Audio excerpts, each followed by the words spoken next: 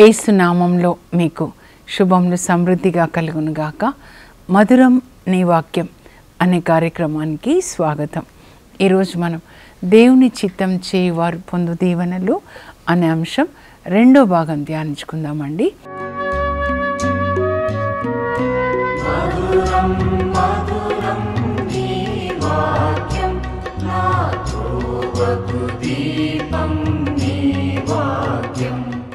నిన్న ధ్యానించుకున్నదే ఈరోజు మనం కంటిన్యూ చేద్దాం, ఓకేనా?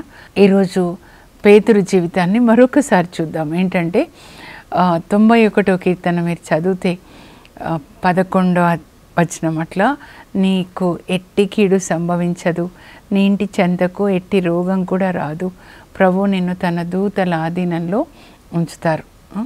పేతురు మనం చూస్తే అపోస్తల కార్యాల్లో పరిశుద్ధ ఆత్మని పొందిన తర్వాత అపోస్తలులు ఆ దేవుని యొక్క శక్తి చేత అద్భుతాలు చేస్తున్నారు, సువార్తలు బోధిస్తున్నారు. ఇంకా అపోస్తల కార్యాలు 5:15 వచనంలో చూస్తే పేతురు అలా నడుస్తున్నప్పుడు పేతురు నీడ పడితే కూడా రోగులకి స్వస్థత కలుగుతుంది అన్నమాట. అంటే పేతురు నీడ కాదండి, లోపల ఎవరున్నారు? యేసు ప్రభు ఉన్నారు, పరిశుద్ధ ఆత్మ తండ్రి దేవుడు అన్నమాట. సో ఆ యేసు ప్రభువే ఇప్పుడు ఆత్మ రూపంలో ఉన్నారు. ఆయన మరియ తల్లి గర్భంలో దేవుడు ఆయనకి శరీరాన్ని ఇచ్చారు, సిలువలో మరణించి ఆయన పునరుత్థానుడై పరలోకానికి వెళ్ళాడు. ఇప్పుడు యేసు ప్రభు మనలో నివసిస్తారు, మన శరీరంలో నివసిస్తారు.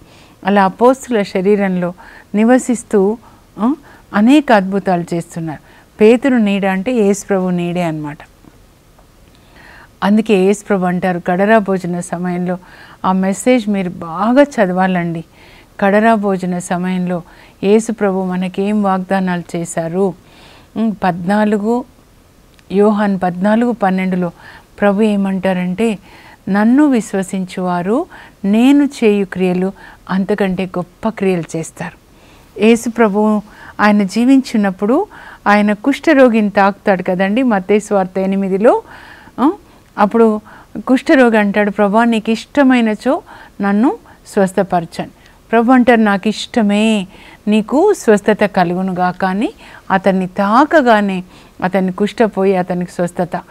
అదే ఇప్పుడు మీకు జరుగునుగాక. మీరు కూడా అలాగే ప్రార్థించండి, ప్రభా నన్ను తాకు, నీకు ఇష్టమైతే నన్ను స్వస్థపరచు ప్రభా అని. ప్రభు అంటారు, నాకు ఇష్టమే బిడ్డ, నాకు ఇష్టమే, నీకు స్వస్థత కలుగునుగాక. మనందరం ఆరోగ్యంగా, ఆనందంగా, ప్రేమగా ఒక కుటుంబంలాగా కలిసి జీవించడం ప్రభుకి ఇష్టమండి. అలా మనం జీవించాలి అన్నమాట. ఆ తర్వాత పేతురు అత్తని తాకుతారు కదండి, మత్తయి 8:14లో. అప్పుడు జ్వరం ఆమెను వదిలి వెళ్ళిపోతుంది అన్నమాట. అలా యేసు ప్రభు తాకినప్పుడు స్వస్థత కలుగుతుంది, లేదా ఆయనని తాకితే స్వస్థత అన్నమాట. మార్కు సువార్త 5వ అధ్యాయంలో రక్తస్రావ రోగి యేసు ప్రభు గురించి వింటుందండి. యేసు ప్రభుని తాకితే స్వస్థత, యేసు ప్రభు తాకితే స్వస్థత, మాటతో కూడా ఆయన స్వస్థత. శతాధిపతి సేవకుడిని మాటని పంపి స్వస్థత పరిచారు అని ఆమె విన్నదన్నమాట. యేసు ప్రభు గురించి విని ఆమెకి విశ్వాసం వచ్చిందనమాట. వినుట వలన విశ్వాసం వస్తుంది, వినుట క్రీస్తును గూర్చిన వాక్యం వలన వస్తుంది. నేను మీకు చెప్తున్నాను, దయచేసి మీరు క్రీస్తుని గురించి వినండి, ఇంకెవరి గురించి, లోకంలో ఏం జరుగుతుంది ఏది కూడా మీరు వినొద్దు. చెత్త లోపలికి తీసుకోకండి, క్రీస్తుని తీసుకోండి. క్రీస్తు అంటే ఈ వాక్యమే. క్రీస్తుని గురించి వినుట వల్ల మీకు విశ్వాసం వస్తుంది. పౌలు చెప్పినప్పుడు రోమా 10:17లో అప్పటికి బైబిల్ గ్రంథం రాలేదండి. అప్పుడేంటంటే వాక్యం బోధిస్తుంటే వినేవాళ్ళు అనమాట. కానీ ఇప్పుడు బైబిల్ గ్రంథం వచ్చింది కాబట్టి ఇప్పుడు ఏంటంటే వినాలి, మరి పఠించాలన్నమాట.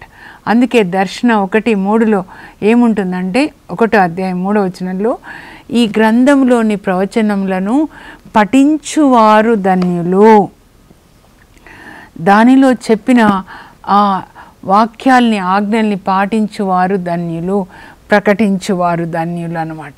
కాబట్టి మీరు పఠించండి, పాటించండి. 30 అంతలు 60 అంతలు అప్పుడు ప్రకటిస్తే నూరంతల ఆశీర్వాదాలు వస్తాయన్నమాట. ఇవన్నీ ఆమె విన్నది. యేసు ప్రభు ద్వారా స్వస్థత, ఆమెకి రక్తస్రావం అన్నమాట. 12 సంవత్సరాల నుంచి ఏ డాక్టర్ దగ్గర వెళ్ళినా నయం కాకపోగా ఇంకా ఎక్కువైపోతుందంట. అప్పుడు ఆమె అనుకుంటుంది, ఆయన అంగి అంచు తాకితే నాకు స్వస్థత.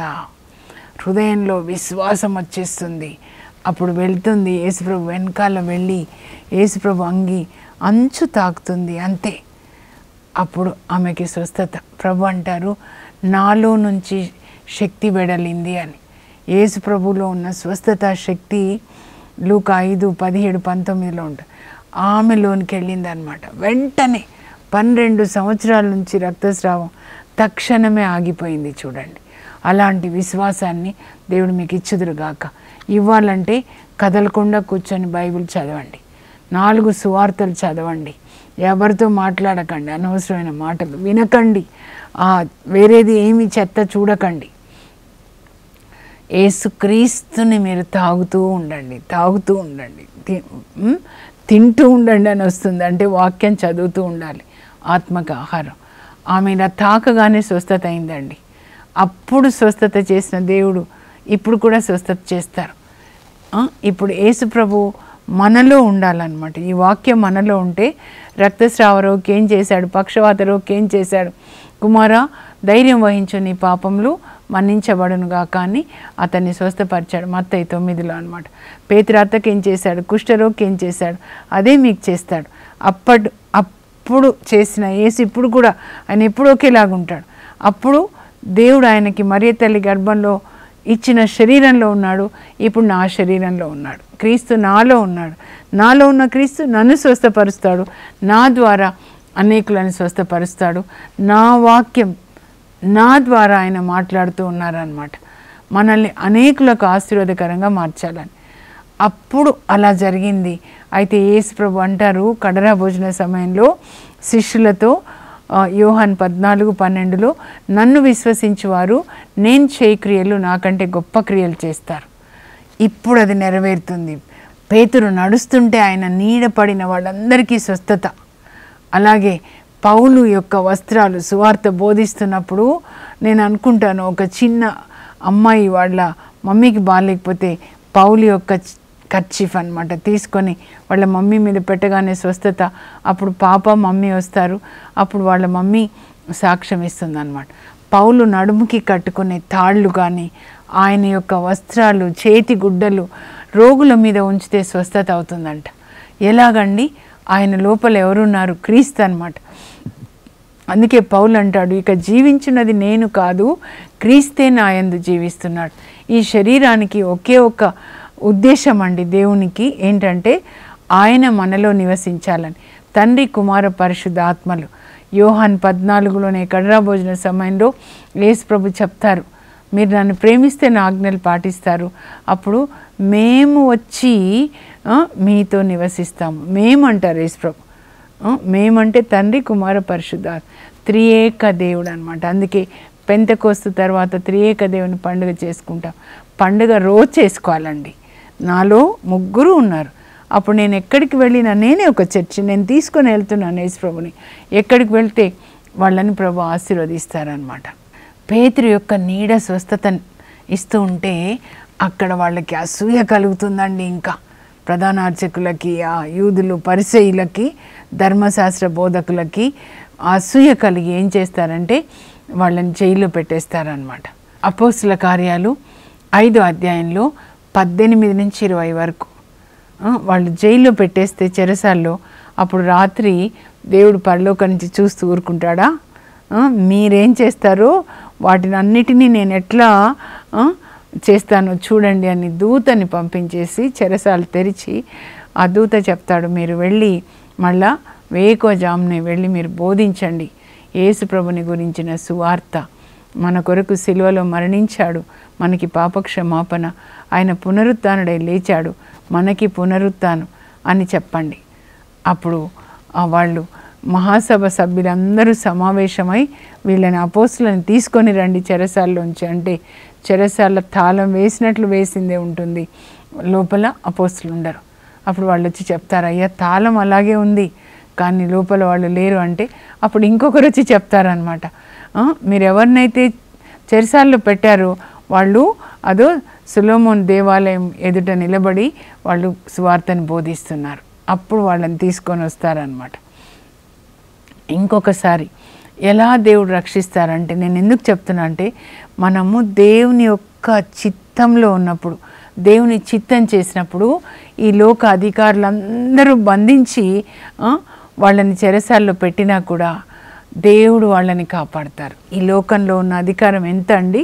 వీళ్ళందరి మీద అధికారము దేవుని యొక్క అధికారం, హెవెన్లీ గవర్నమెంట్. ఆయన దేవాది దేవుడు, సర్వశక్తిమంతుడు, రాజులకు రాజు, ప్రభువులకు ప్రభు, సార్వభౌముడు, అందరినీ ఆయన పరిపాలిస్తాడనమాట. ఇంకొకసారి కూడా పేతురుని జైల్లో పెడతారు కదండి. అపోస్తల కార్యాలు 12లో అక్కడ హెరోదు రాజు పెడతాడనమాట. ఈ హెరోదు రాజు ఎవరంటే, యేసుప్రభు పుట్టినప్పుడు హెరోదు రాజు ఉన్నాడు కదా, వాళ్ళ మనమడు అనమాట. హెరోదు అగ్రిప్ప 1 అంటారు ఈయననమాట. అపోస్తల కార్యాలు 12లో క్రీస్తు శకం 44లో ఈయన ఏం చేస్తున్నాడు చూడండి.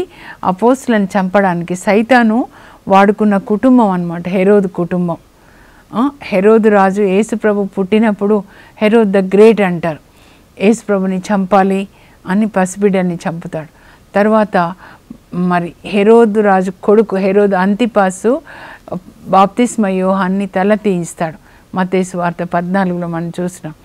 ఇప్పుడు ఈ హెరోదు రాజు యొక్క మనుమడు అనమాట హెరోదు అగ్రిప్ప 1 ఏం చేస్తున్నాడంటే, యూదుల మన్నన పొందాలి అని, ఎందుకంటే వాళ్ళకి చాలా కోపం అనమాట. ప్రధాన అర్చకులు కానీ ధర్మశాస్త్ర బోధకులు పరిసయ్యులు, ఏంటి కొత్తగా ఈ క్రైస్తవ విశ్వాసం ఏంటి, మనకి ముఖ్యమైనది మోషే ధర్మశాస్త్రం అని వీళ్ళని హింసిస్తుంటారు. సో వాళ్ళ మన్నన పొందడానికి టు ప్లీజ్ దీస్ పీపుల్ హెరోదు అగ్రిప్ప 1 హెరోదు రాజు హెరోదనే ఇస్తారండి. ఏం చేస్తాడంటే అపోస్తులలో ముందుగా పెద్ద యాకోబుని కత్తితో చంపిస్తాడనమాట. అప్పుడు యూదులకి చాలా సంతోషం వేస్తుంది. అప్పుడు ఆయన అనుకుంటాడు, సైతాను కలుపు పెడుతున్నాడు అనమాట.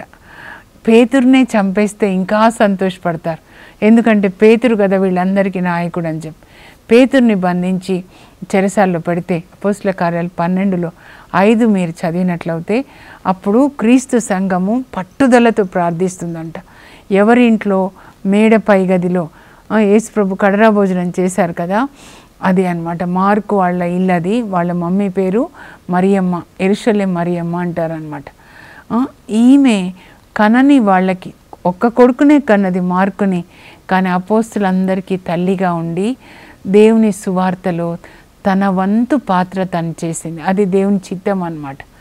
ఆ అపోస్తులకి తల్లిగా, కనని వాళ్ళకి తల్లిగా వాళ్ళని కాపాడుతుంది, తన ఇంట్లో ఆశ్రయం ఇచ్చింది అన్నమాట. ఇంకా వాళ్ళు అంతే కాదండి, ఈ మరియమ్మ, యెరూషలేం మరియమ్మ, ఆ క్రీస్తు సంఘం యెరూషలేంలో ఉన్నారు కదా, వాళ్ళని పిలిచి రాత్రిలో వాళ్ళు రహస్యంగా ప్రార్థన చేస్తున్నారు.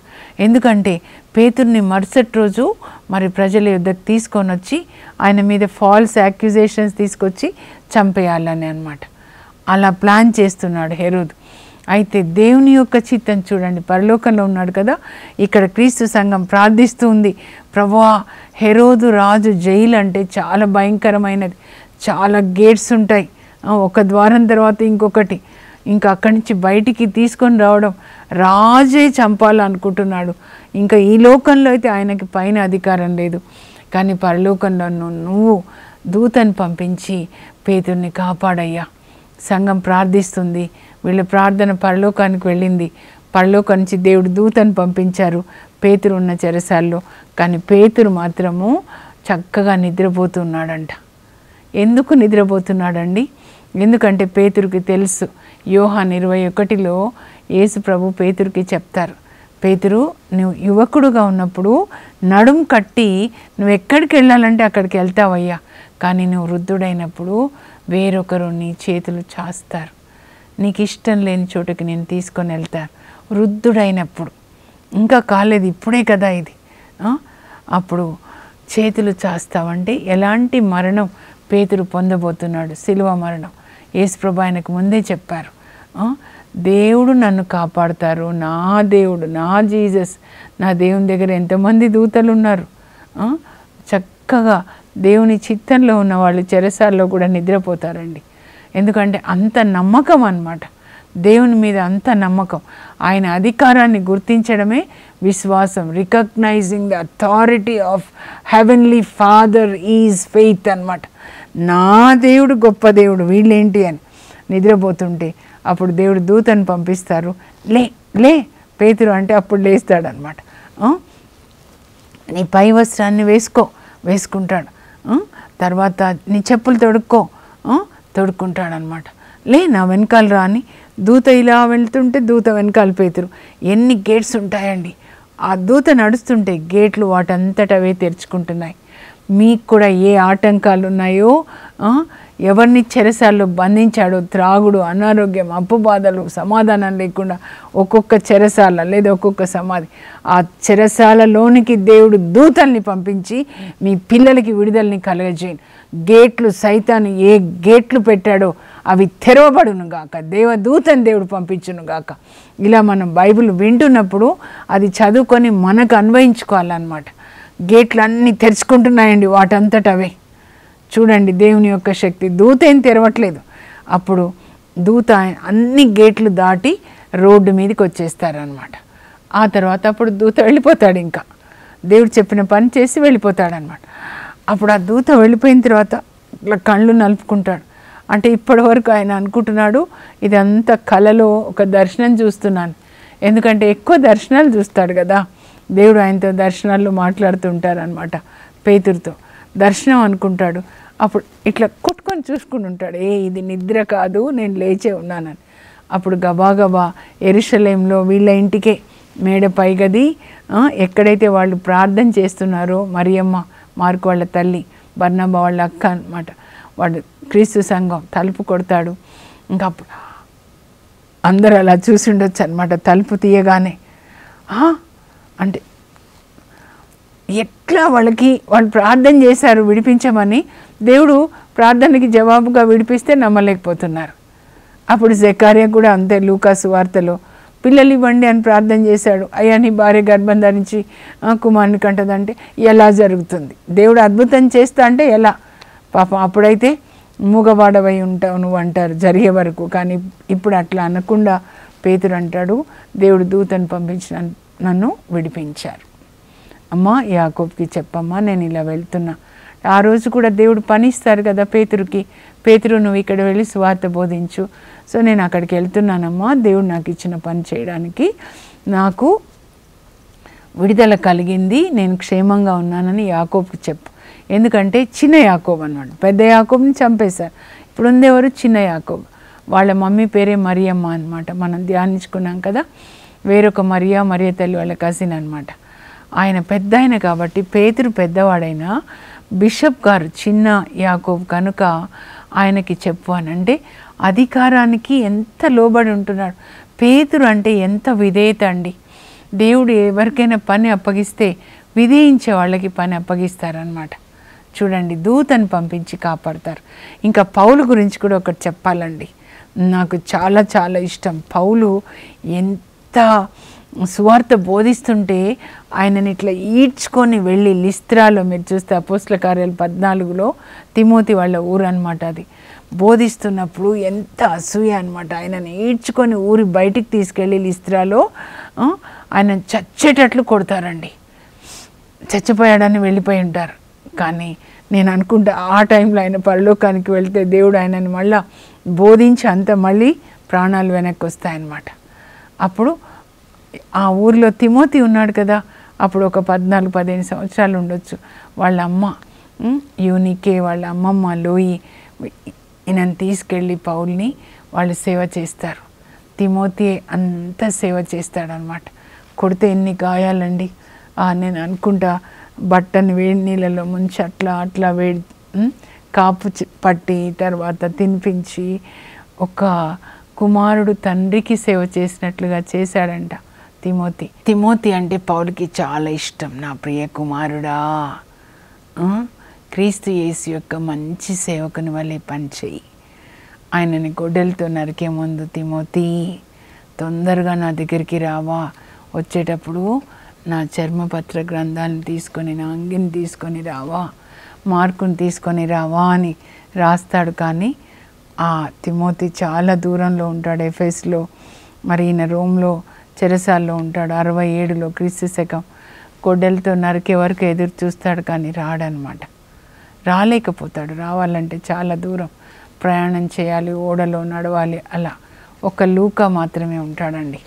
అయితే ఈ మొదటిసారి రోమ్కి వెళ్ళేది ఎప్పుడు అంటే 59 అనమాట. 59 క్రీస్తు శకంలో మొదటిసారి 3 సువార్త ప్రయాణాల తర్వాత ఆయనని అరెస్ట్ చేస్తారండి.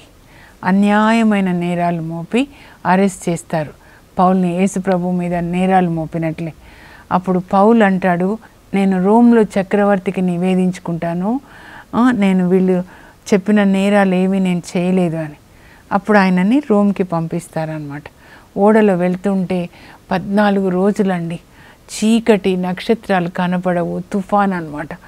ఆ తుఫాను వల్ల చూడండి, సముద్రంలో తుఫాన్ వస్తూ ఉంది, 14 రోజులు ఏమి నక్షత్రాలు, చీకటి, వాళ్ళు భయంతో తినకుండా ఉంటారనమాట.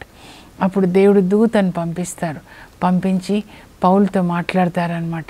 నీవు చక్రవర్తి ఎదుట నిలబడాలి కనుక నీ కొరకు దేవుడు ఈ ఓడలో ఉన్న అందరి ప్రాణాన్ని కాపాడతారు. ఏం ప్రమాదం జరగదు, నువ్వు చక్రవర్తి దగ్గరికి వెళ్తావు.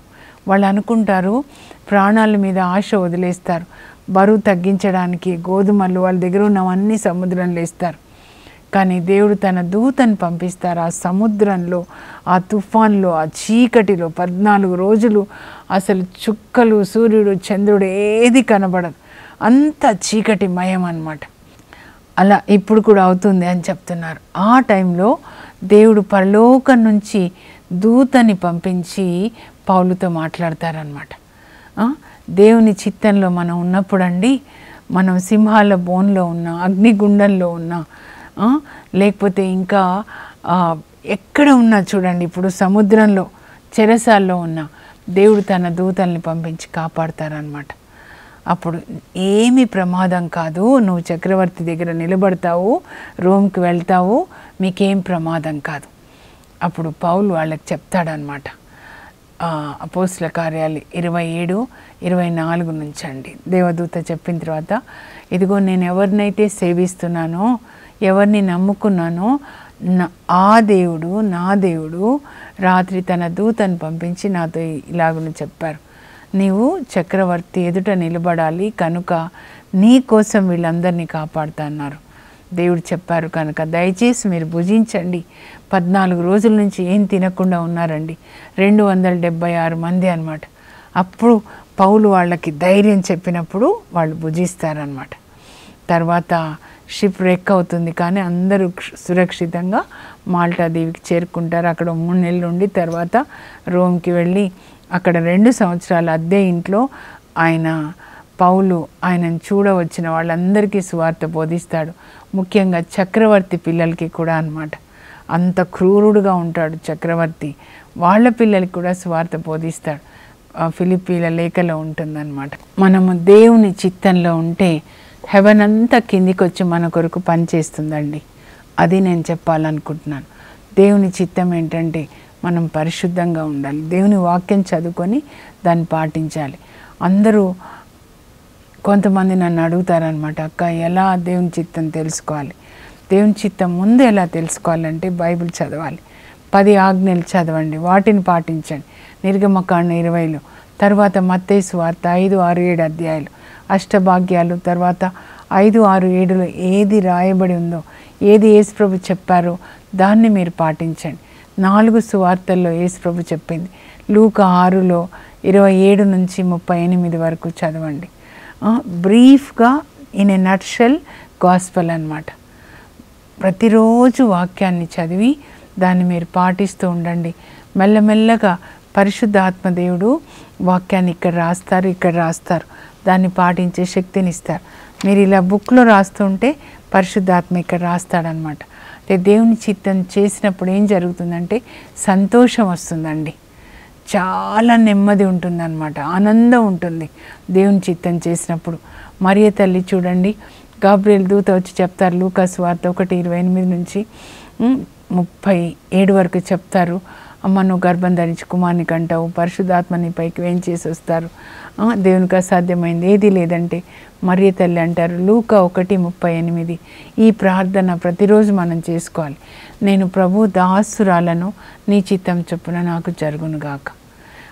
పరలోకంలో దేవుని చిత్తం మన జీవితంలో ఎప్పుడూ మంచి చిత్తం అండి. ఇర్మియా 29:11.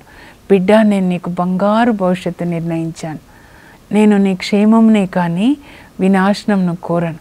దేవుడు మన క్షేమము, మన అభివృద్ధి కోరుకునే బంగారు దేవుడు అండి. సైతాను మన నాశనాన్ని కోరుకుంటాడు. ఈ లోక ఆశలన్నీ చూపించి, అందుకే కిందవి చూడొద్దు, పైనున్న వాటిని వెతకాలి, ఈస్టర్ క్రిస్టియన్స్గా అనమాట. అప్పుడు మరియ తల్లి, నీ చిత్తమే నెరవేరును గాక. అప్పుడు ఎలిజబెత్ అమ్మ ఇంటికి వెళ్ళి ఆమెకి శుభవచనాన్ని, శుభ సందేశాన్ని చెప్తారు, నువ్వెంత ధన్యురాలక్క అని. అప్పుడు ఎలిజబెత్ అమ్మ పరిశుద్ధాత్మని పొందుకొని అంటారు, నా గర్భంలో ఉన్న శిశువు ఆనందంతో గంతులేస్తున్నాడు, స్త్రీలలోనూ ధన్యురాలు. అంటే దేవుని చిత్తం చేసిన ప్రతిసారి మనకి ఆనందం ఉంటుందండి. మనం ఒకరికి అన్నం పెట్టామనుకోండి, ఒకరిని ప్రోత్సహించాం, ఒక రోగి దగ్గరికి వెళ్ళి ప్రార్థన చేసి సాయం చేశాం, అప్పుడు మనకు ఆనందం ఉంటుందన్నమాట. కానీ సైతాన్ చిత్తం చేస్తే లోపల అలజడి ఉంటుంది. ఎవరి మీద అరిచినా లేకపోతే ఏదైనా కూడా సైతాన్ చిత్తం చేసినప్పుడు అలజడి ఉంటుంది. దేవుని చిత్తం చేసినప్పుడు నెమ్మది, శాంతి, సంతోషం ఉంటుందన్నమాట. నీతిమంతులు ఎప్పుడు కూడా దేవుని ప్రజలు చీకు చింతలు లేకుండా శాంతి సమాధానములతో జీవిస్తారు. యెషయా 32:18. ఆ ఆనందం, సమాధానం దేవుడు మీకు దయచేదురుగాక. ప్రార్థన చేసుకుందాం. పరలోకపు మా తండ్రి, మరియ తల్లి చేసిన ప్రార్థన మేము కూడా చేస్తున్నాం. మీరు మంచి దేవుడు, మాకు బంగారు భవిష్యత్తు ఇచ్చే దేవుడు, మాకు అభివృద్ధినిచ్చే దేవుడు, మా క్షేమాన్ని కోరుకునే దేవుడు ప్రభా. కనుక మా జీవితంలో మీ చిత్తమే నెరవేరును గాక. మీ చిత్తమంతా ఈ బైబిల్ గ్రంథంలో ఉంది కనుక దీన్ని చదువుకొని మేము పాటించేటట్లు సాయం చేయండి. ప్రార్థన అంటే మరియ తల్లిలాగా మీ వాక్యాన్ని వినాలి, చదవాలి, మరియ తల్లిలాగా మేము పాటించాలి ప్రభా. ఆ కృప మాకు దయచేయండి. యేసు నామంలో అడుగుచున్నాం తండ్రి, ఆమెన్. దేవుడు మీ మనోనేత్రాలు తెరిచి మీరు బైబిల్ గ్రంథాన్ని చదివి దాన్ని పాటించే కృపని దేవుడు మీకు దయచేదురుగాక. God bless you. Have a blessed day.